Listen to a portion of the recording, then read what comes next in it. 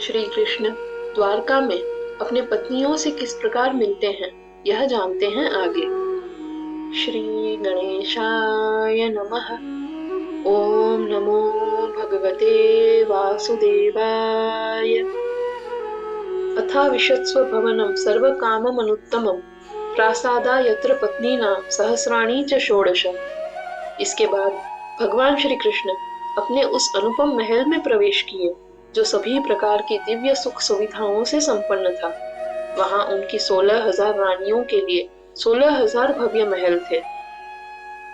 पत्न्यः पतिं प्रोष्य गृहानुपागतं विलोक्य संजात मनो महोत्सवाः उत्तस्थुरारात् सहसा सनाशयात् साकं प्रतैर्व्रीडित लोचनाननाः।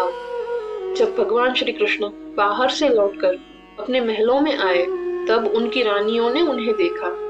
उनके हृदय आनंद के महान उत्सव से भर उठे। वे सब लज्जा से झुके हुए नेत्रों और मुखमंडल के साथ तत्काल अपने आसनों और शैयाओं से उठकर अपने प्रिय पति के स्वागत के लिए खड़ी हो गई। तमात्म जैर दृष्टिभिरंतरात्मना दुरंत भावाः परिरेभिरे पतिं निरुद्धमप्यास्रवदम्बु नेत्रयोर विलज्जितानां भृगुवर्य वैक्लवात्।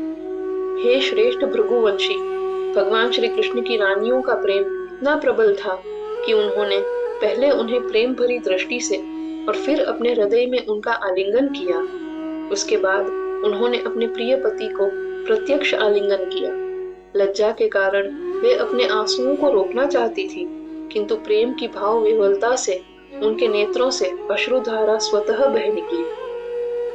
यद्यप्यसौ पार्श्वगतो रहोगतस्तथापि तस्याङ्घ्रियुगं नवं नवं पदे पदे का विरमेत तत्पदाच्चलापि यच्छिरर्न जहाति करहिचित्। यद्यपि भगवान श्री कृष्ण सदा अपनी रानियों के समीप और एकांत में उनके साथ रहते थे, फिर भी उनके चरण कमल प्रत्येक क्षण नवीन ही प्रतीत होते थे। भला ऐसे नित्य नवीन चरणों से कौन तृप्त होकर हट सकता है। स्वयं चंचला कही जाने वाली महालक्ष्मी भी उन चरण कमलों का कभी त्याग नहीं करती। एवं नृपाणां क्षितिभार जन्मना वक्षौहिणीभिः परिवृत्त तेजसां विधाय वैरं श्वसनो यथानलं मिथो वधेनो परतो निरायुधः। भगवान श्री कृष्ण ने पृथ्वी का भार बढ़ाने वाले विशाल अक्षौहिणी सेनाओं से घिरे पराक्रमी राजाओं के बीच परस्पर वैर उत्पन्न कराया। जैसे वायु अग्नि को भड़काकर उसी से वन को भस्म करा देती है, वैसे ही भगवान ने स्वयं शस्त्र उठाए बिना ही उन राजाओं का परस्पर युद्ध में विनाश कराकर पृथ्वी का भार हल्का कर दिया।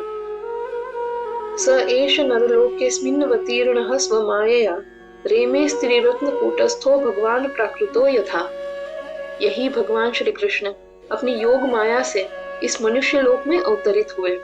वे अपनी श्रेष्ठ रानियों के मध्य इस प्रकार दिव्य लीलाएं करते रहे, मानो कोई साधारण मनुष्य अपने परिवार के साथ रह रहा हो, किंतु वास्तव में उनकी सभी लीलाएं पूर्णतः दिव्य और अलौकिक थी। उद्दाम भाव पिशुनामल वल्गुहास क्रीडावलोक निहतो मदनोपि यासाम सम्मुह्य तापम जहात प्रमदोत्तमास्ता यस्येन्द्रियं विमथितुम कुहकैर्न शेकुः। भगवान श्री कृष्ण की उन श्रेष्ठ रानियों का प्रबल प्रेम, निर्मल मधुर मुस्कान और लज्जा से भरी चितवन ऐसी थी कि उससे स्वयं कामदेव भी मोहित होकर अपनी व्याकुलता भूल गया। फिर भी वे परम सुंदरी रानियां अपने रूप, हाव भाव और आकर्षक चेष्टाओं द्वारा भी भगवान श्री कृष्ण की इंद्रियों या चित्त को तनिक भी विचलित नहीं कर सकी, क्योंकि वे पूर्णतः आत्मसंयमी और सर्वथा दिव्य स्वरूप वाले भगवान हैं।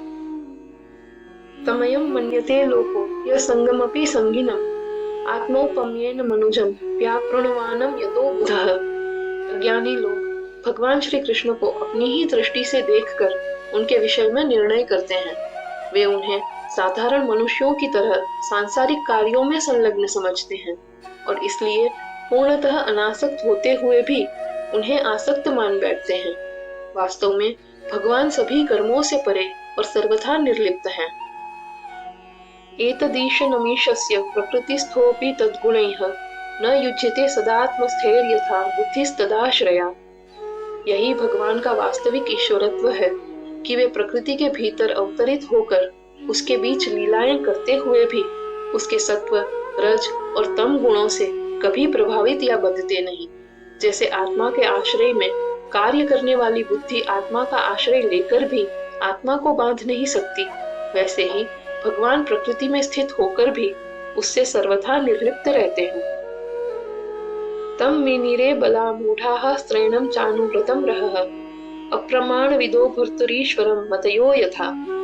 भगवान श्री कृष्ण के वास्तविक दिव्य स्वरूप को न जानने वाली कुछ स्त्रियां अज्ञानवश उन्हें एकांत में अपनी पत्नियों के वश में रहने वाला और उनके प्रति अत्यंत अनुरक्त साधारण पति समझ बैठती थी।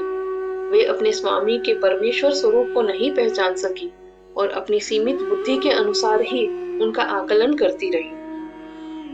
इति श्रीमद्भागवते महापुराणे पारमहंस्यां संहितायां प्रथमस्कन्धे नैमिषोपाख्याने श्री कृष्ण द्वारका प्रवेशो नामैकादशोऽध्यायः। इस प्रकार परमहंसों के लिए रचित श्रीमद् भागवत महापुराण की संहिता के प्रथम स्कंद के नैमिषीय उपाख्यान में श्री कृष्ण का द्वारका में प्रवेश नामक 11वां अध्याय समाप्त हुआ। श्री कृष्णार्पणमस्तु।